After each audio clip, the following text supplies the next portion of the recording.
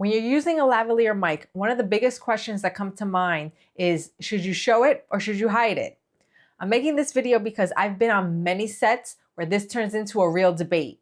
I've watched directors, producers, and audio folks have arguments over the visibility of the lavalier mic.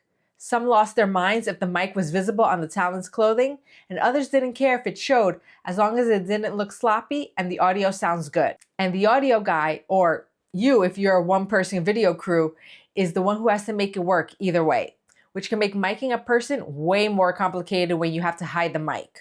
I've been filming corporate and client videos for over 10 years, and I've learned that it really depends on the shoot and how you want the final video to look. So today, I'm sharing when you should hide the mic and when it's okay to show it, the microphone accessories you need on set to do both, and some mistakes to avoid. Lavalier mics capture audio in a discreet way, but where you place them makes a huge difference in your audio. If it's too far down the chest or buried in the wrong fabric, you got bad audio, and there's only so much you could do to salvage it in post. Sometimes hiding a mic makes sense, and other times it makes your life harder. The lav is usually hidden when filming commercials, short and full-length feature films, scripted and non-scripted television shows, and any production where the goal is to make the video feel like real life and not a video production. And showing a microphone will distract from that. Some ways you can hide a lav mic on a person is inside their shirt at the center of their chest. That's where I'm currently hiding the lavalier mic I'm wearing right now. Also inside a blazer or jacket if the talent is wearing one. Under the collar or neckline of a shirt that's close to the talent's mouth. If placing it in clothing doesn't allow for clean audio, you can hide the mic in things around the talent like decorative items on set or even a prop they're holding.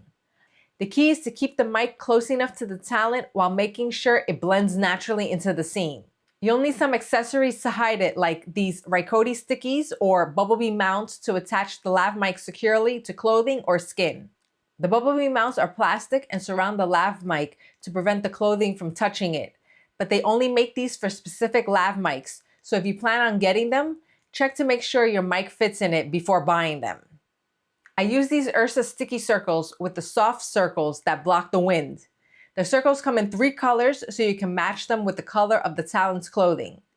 They're great because you can stick them to the skin, clothing, or objects, and they come off easily and don't leave any sticky residue. You could also use gaff tape to tape the wire securely to prevent it from moving under the clothing. With these accessories, you can handle any outfit while delivering what the director wants. You can invest in some chest straps that will hold the lav in place. These are good to have on hand if your talent is sweating a lot or is wearing a material that's difficult to tape the lav mic to, like satin, silk, and knitted fabrics.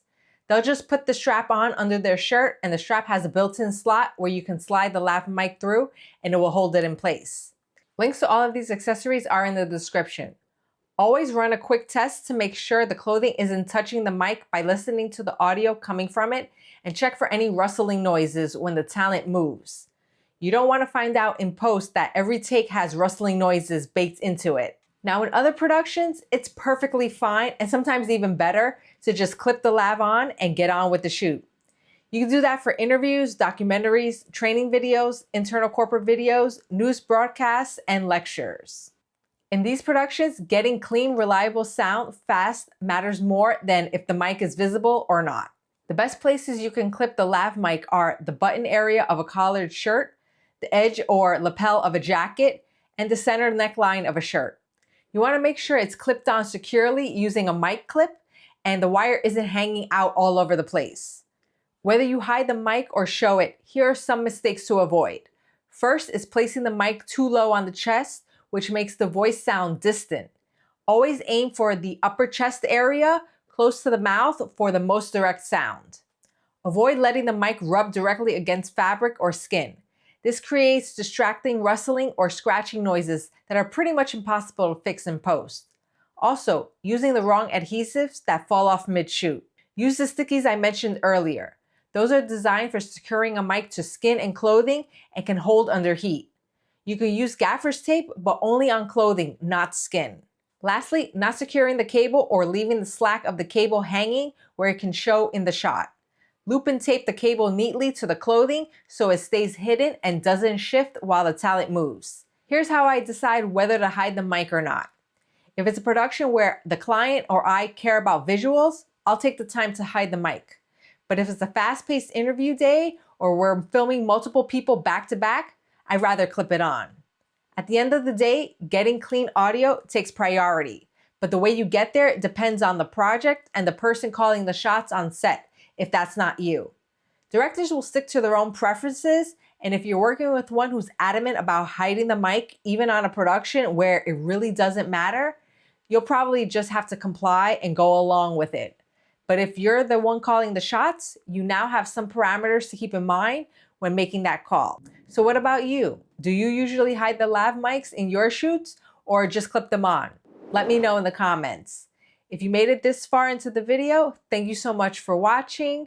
Hit the like button to help get this video out to more people, and consider subscribing to my channel for more videos on video production gear. And I'll see you in the next video.